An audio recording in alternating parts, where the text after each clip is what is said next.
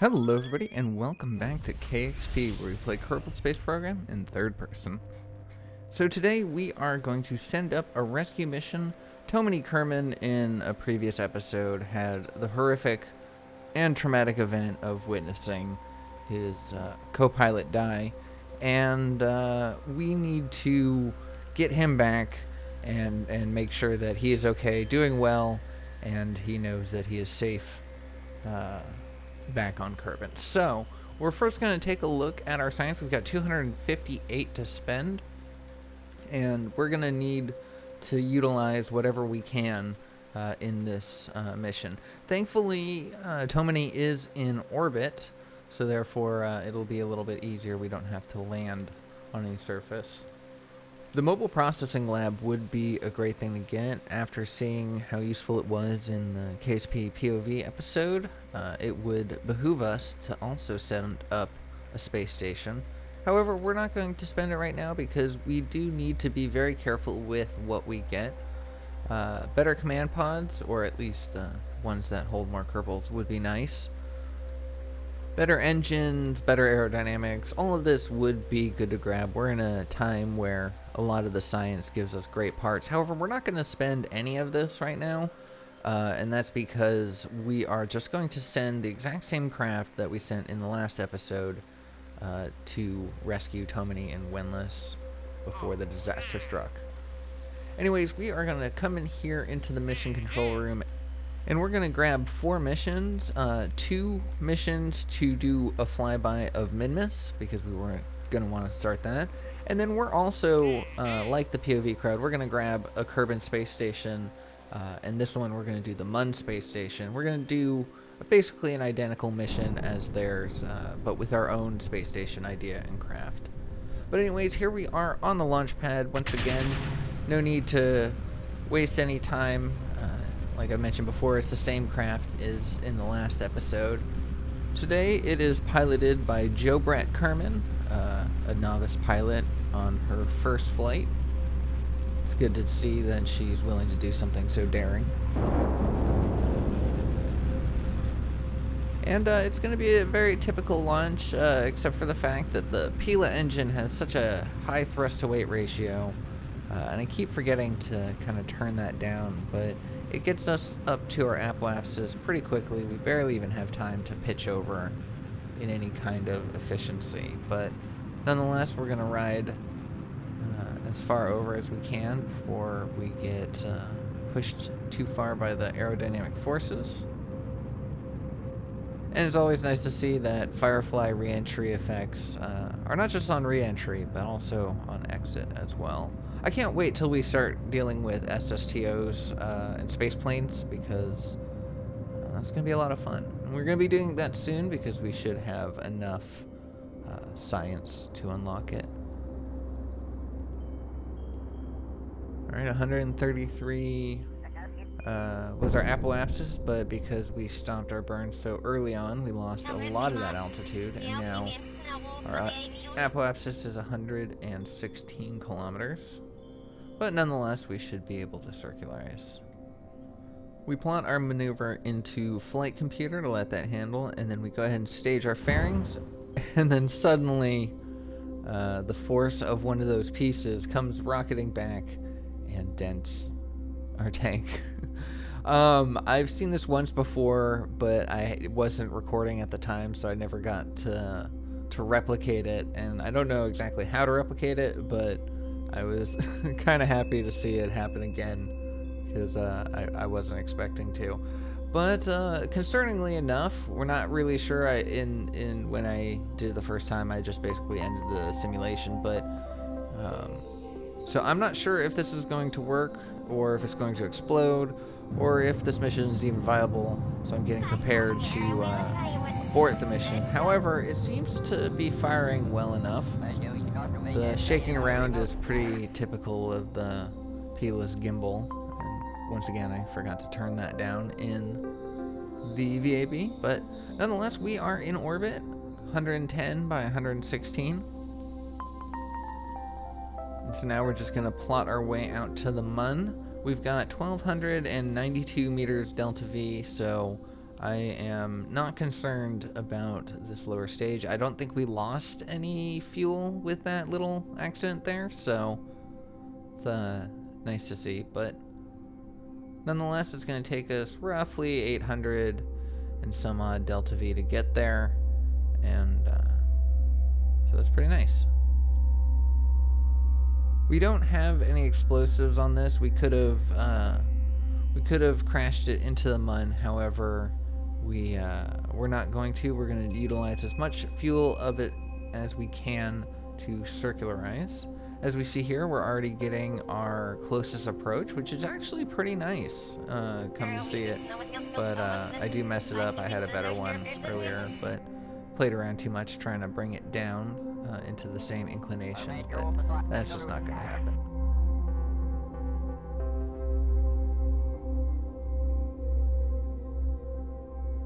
Yeah, I had a better one earlier, but nonetheless, this one will do. We plot that into flight computer. We don't have very far to go in order to tilt in and point towards our maneuver.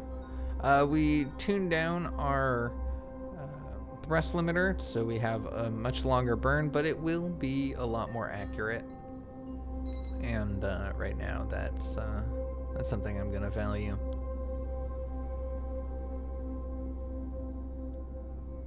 And coming up on a new day over Kerman once again. And there we have it.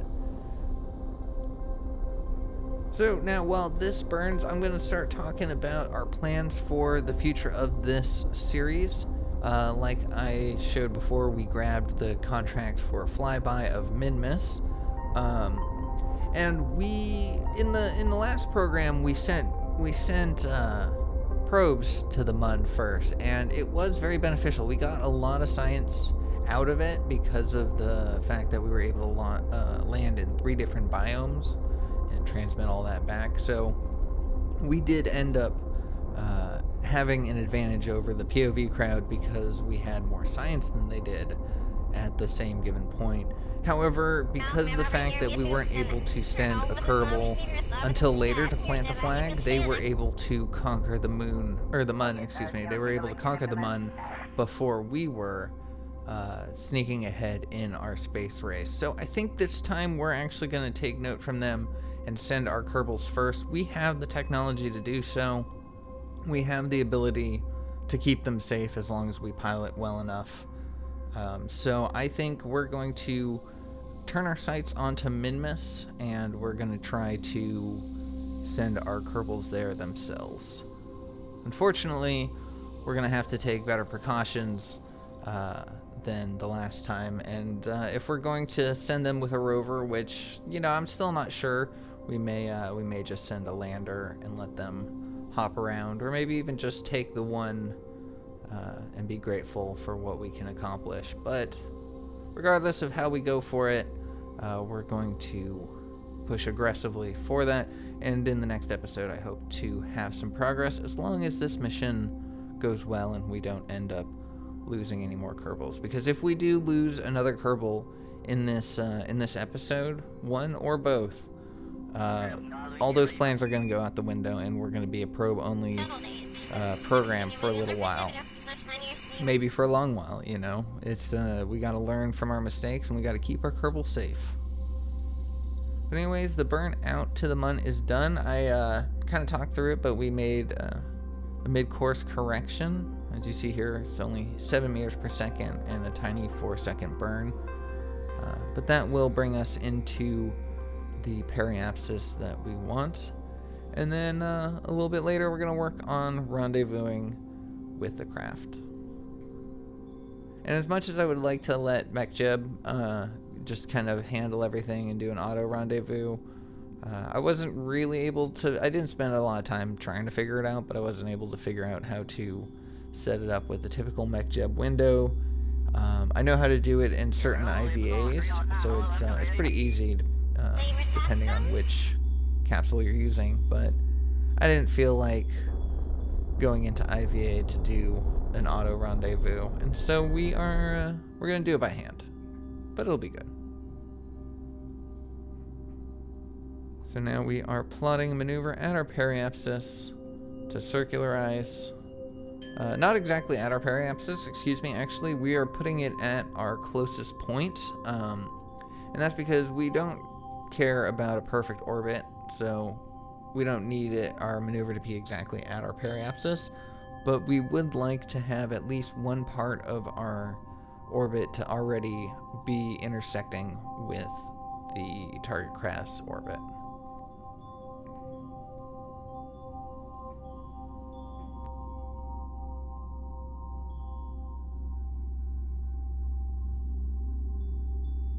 And slowly we turn, 7-second burn, 275.7 meters per second.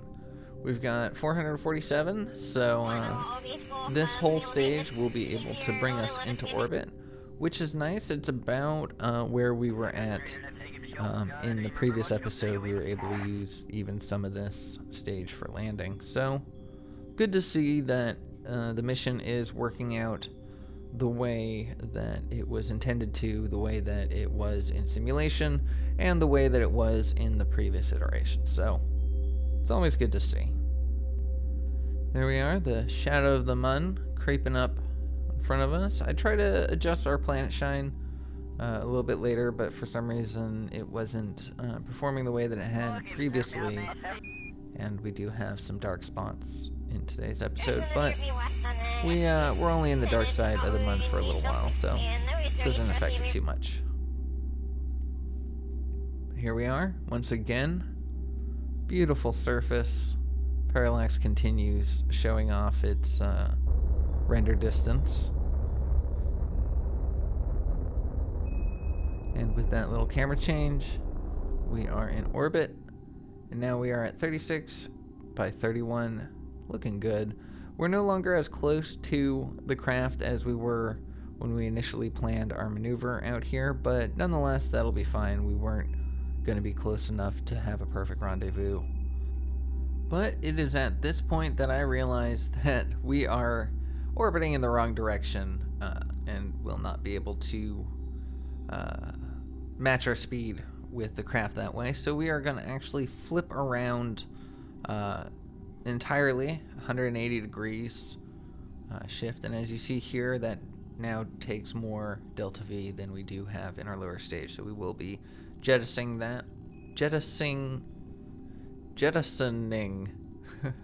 it's a little hard, jettisoning that on our way, so it will crash into the Mun surface, so that's nice.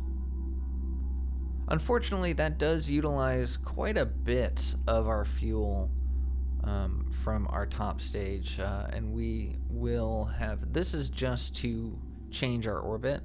This isn't even to rendezvous, so we are going to use some of that fuel to rendezvous. And then secondly, we need to utilize enough of that fuel to get back home, make sure that we have enough for that.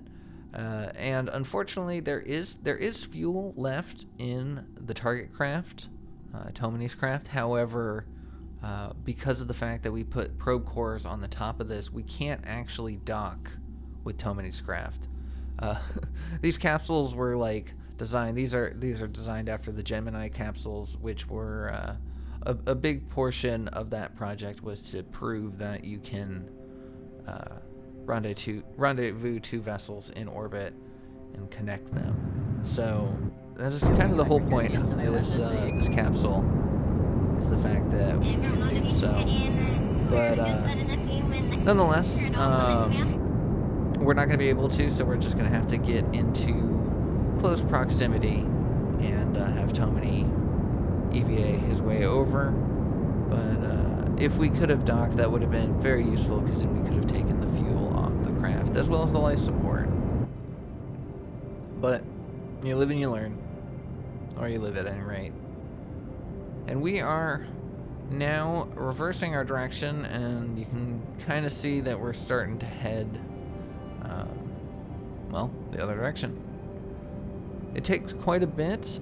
We've got 300 meters per second delta V remaining in our maneuver, and 1,000 meters per second left in our tanks. So we're going to have to be very cautious with how much fuel we use to meet up. Because, I mean, what is more Kerbal than sending a rescue mission for the rescue mission? But I'd rather not.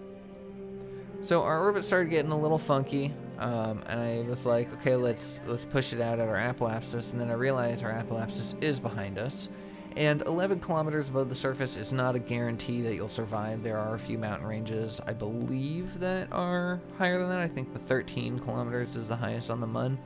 I'm not entirely sure where it is, but let's not take chances with that. So we burn radial out, which brings our periapsis up. As you see here, we still cross the orbit with the target, so that's good. So now it is time to change our inclination. We're going to plot in this maneuver at the descending node and change it out accordingly. Balance it out to 0 degrees. If you're not familiar, if I never explained it, sometimes I don't explain certain concepts, but changing your inclination makes it so you're on the same exact plane as whatever relative to the target you are going for. And when it comes to rendezvousing like this, we're going to want to be on the same plane because we're going to want to go exactly the same speed and distance relative to the craft. Just makes things easier. Alright, so a minute to our maneuver, and we are pointed right. 6-second burn, 103.5 meters per second, which is not ideal. However, it doesn't change our regular orbit out that much. For the sake of time, I just edited out that maneuver, and now I'm going to work on the actual rendezvous maneuver itself to where we intersect the same position as the craft. So how we're going to do this is we're going to plot a maneuver at our periapsis, and we're going to pull retrograde until our apoapsis is down in line with our target craft. And then we're just going to push our orbital time out. Basically, this allows us to orbit several times before making the maneuver. We're not making it as soon as we arrive the first time. And by playing around with that, that allows us to find a time when we're actually closest to our target, and then we can utilize the least amount of delta V to match its orbit. So now with that all plotted in, it's going to be a 0.4 second burn. And that is just way too short of a burn, so we're going to tune down our throttle and to bring it to 7 seconds. And by waiting until we found the most opportune moment, we were able to bring that maneuver down to 6 meters per second, which is just a drop in the bucket, which is making me feel a lot better about our chances of getting both Kerbals home, or at least on a suborbital trajectory. There we are. We time warped the several orbits I kind of talked through it, but it went very fast through them. But now we are at our maneuver. As you see, the two crafts are quite close together. Unfortunately, it is very dark. Far side of the MUN, of course. I play around with the planet shine, and typically I don't exactly know the best way to tune those settings, but I've been able to make it before where it's like super blown out and you can just see everything. And I thought it was the vacuum ambient light, but apparently not. I don't know if I was missing something, and I didn't really want to play around with it too much and waste time and not pay attention to the maneuver. It was plotted in through flight computer, so I wasn't worried about missing it, but I didn't want to mess around with the settings all that much. But maybe I'll figure it out later. I'm not sure. I like being able to see our craft in the dark, but don't like when it gets blown out. Let's go ahead and delete our old waypoint. That was when our Kerbal, Tomeny, and MODLISTS were on the surface, but we don't need to see that anymore. Alright, so in 3.5 minutes, we will be at our closest point to the target craft. So we're going to go ahead and point ourselves retrograde relative to the target, turn our thrust limiter up about halfway, and then all the way, and we turn it down to 70%, and that lets us close in our burn time to about 1 second if we burn at full max, and then we can kind of fine-tune it if we choose to just butter up the throttle. So now we're time warping to our closest approach. Unfortunately, we are still in the darkness. 30 seconds to go. 15, 6, 5, 4, 3, 2, and 1. And then with that, we can just butter in the throttle, and our target speed is dropping 1.5 meters per second relative. And then with one last push, we drop it to 0.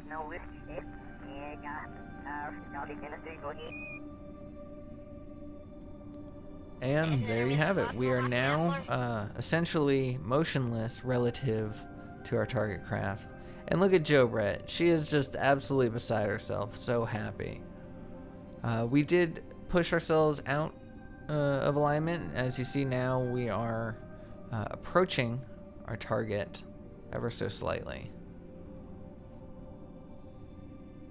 So I'm looking around for it, trying to see if I can get a visual cue, and I decided to just point myself retrograde towards the target, retrograde from the target, and then that allows us to see exactly where it is. So now we're going to point ourselves prograde and close the distance.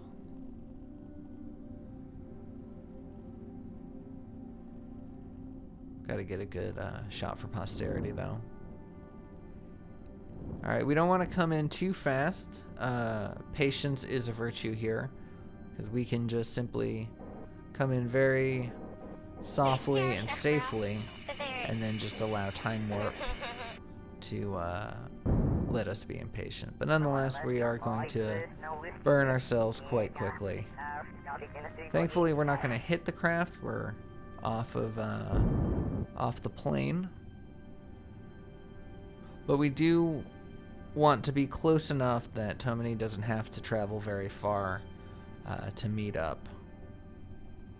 Utilizing the RCS that's built into the Corvus's top part of the pod where the parachute sets, we're able to once again cancel out our relative velocity without having to use our engines, which is nice.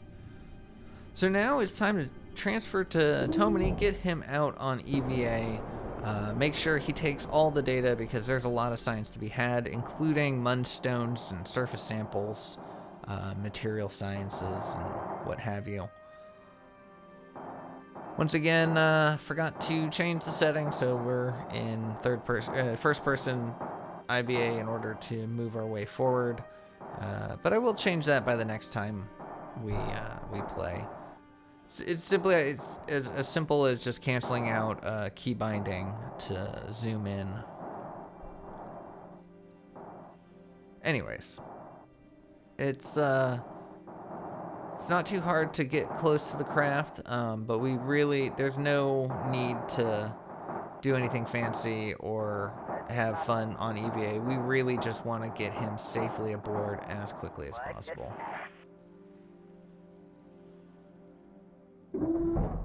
And there we have it. He is now in the care of Jo Brett Kerman, ready to head home and mourn his friend, deliver his science, tell the deeds of being the first Kerbal on the Mun, and do some science up in low space. Why not? Collect all the residuals. And with that, there's nothing left to do except plot in our return. We will take another shot for posterity. But let's plot in our return, get that set up in flight computer, and then get on our way home. So I've yet to master the most efficient exit strategy from the Mun.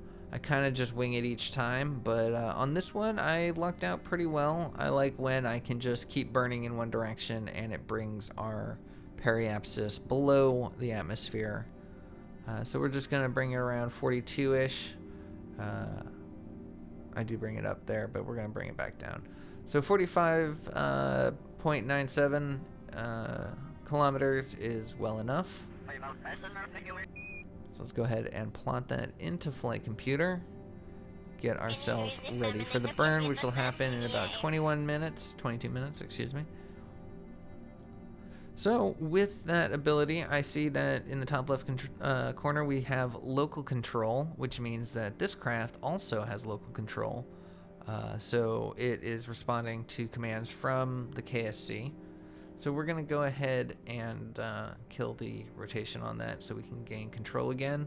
Turn on our SAS and point ourselves retrograde because I want to deorbit this craft.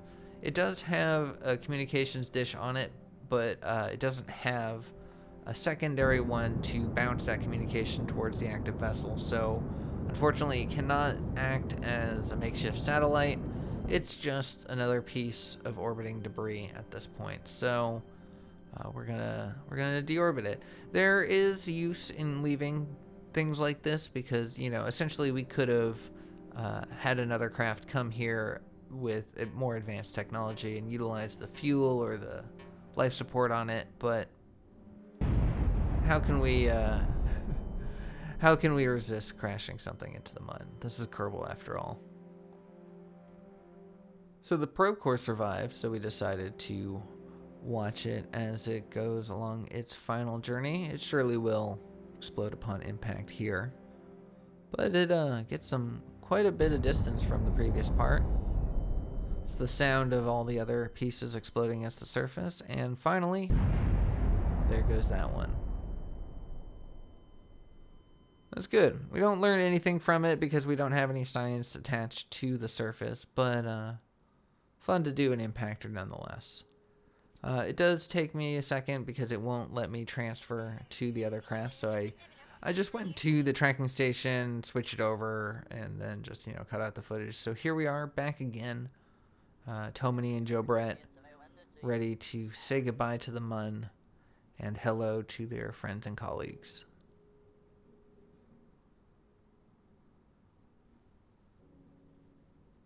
So we're just going to easily time warp our way out to our maneuver. Everything's all set up and handled. This should bring us to 42 kilometers above the surface, roughly give or take a handful of kilometers, but nonetheless this will bring us back into the atmosphere, and then that will bring us home. Thankfully, we're not on any kind of escape trajectory, so no matter how many passes it takes, we'll eventually come back. And we have our life support attached to the stage connected to the capsule, between the capsule and the heat shield. So even if it takes days, weeks, months, doesn't matter how long it takes, we'll be able to keep our Kerbals alive. So 44 kilometers above the surface, pretty good. I like those numbers. So now all that is left is to make our way home.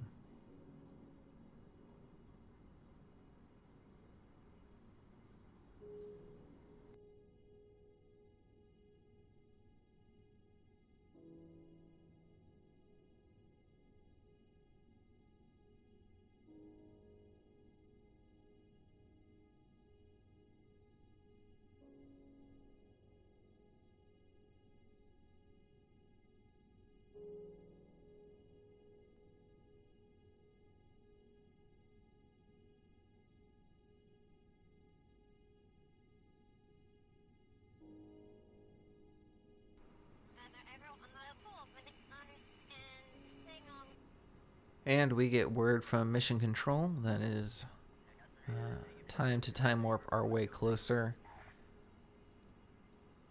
We're going to use Flight Computer to point ourselves retrograde Unfortunately, our pilot doesn't have the ability of locking to it at the moment, so we're going to let the probe core handle it.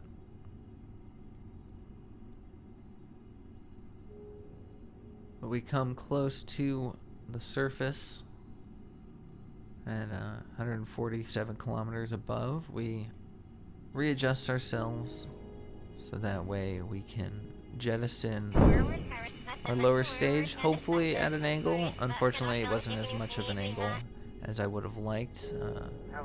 That helps get it on a different plane from us, and then we can avoid a piece of space trash as we come in. But on this occasion, that was not an option. Thankfully, we only destroyed the solar panels on that part of the craft and nothing on ours, but we do get a few of those solar panels stuck into our heat shield, which is pretty fun. There's so much to watch now with Firefly, because all the pieces become their own unique light show. Like, you would think our craft is going to be the focus of this right now, but it's actually that other piece, as we get to watch it trail its smoke behind us, or in front of us, two behind us. I can't really time warp very well with this craft. I don't know what it is about the Corvus, but it likes to whip around a lot. So we are unfortunately going to have to watch it in real time, but thankfully it's not too bad to look at.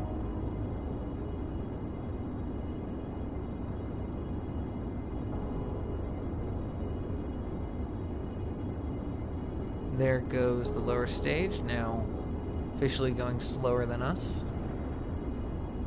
Soon it'll disappear out of our view entirely.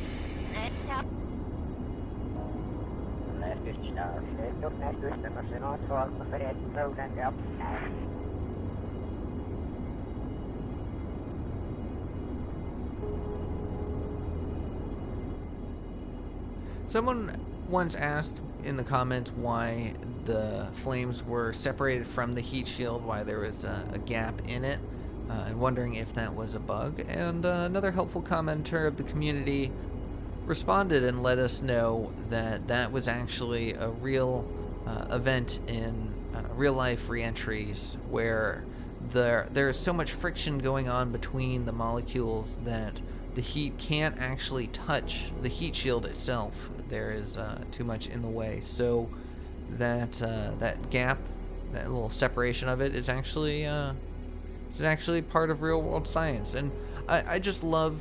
I just wanted to make a mention to bring that up, because I just love the fact that the mod developers took the time to research and realize what to make it as realistic as possible. Not just beautiful, but realistic.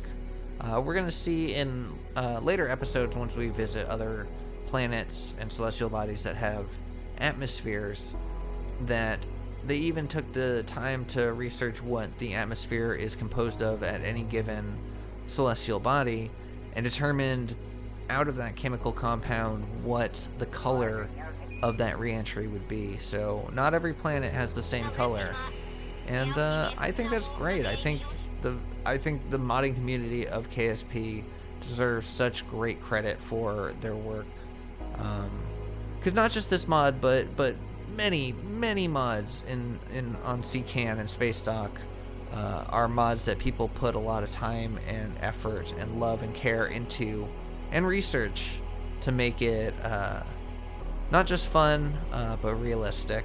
And I think that's pretty great. I just wanted to take a moment and just personally recognize that and thank the mod creators. As you see here, this is what I was talking about with time warp. As soon as I hit the button, it just loses control. Can't keep it straight, even with the RCS.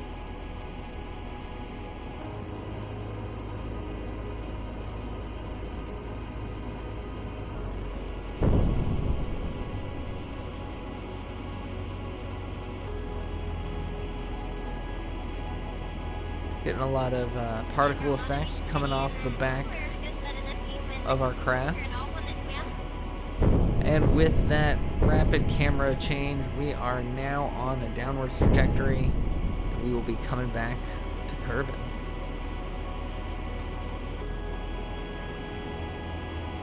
I decided to look behind myself and realized that our wonky time warping and flipping around produces quite a beautiful display. So I have to take a few moments to force it out and appreciate it.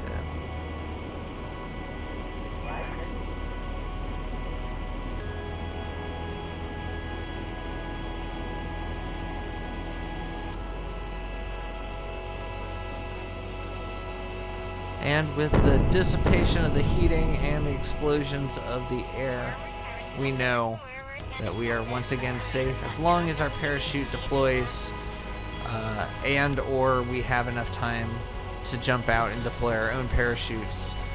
We should be safe. Coming in the eye of a storm, safe and sound, and then we notice, hey, that's the island runway. If we just look over to our right, that's the KSC. We came in so close that they're not even going to have to wait that long to be picked up. It's glorious.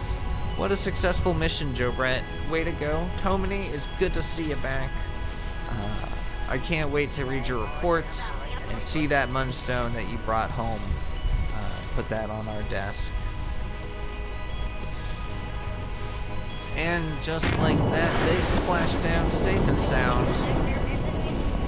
A cacophony going around as the thunder and the radio, and everyone decides that they want to have say. But nonetheless, they decide to unbuckle themselves, relax, and wait for the ride home.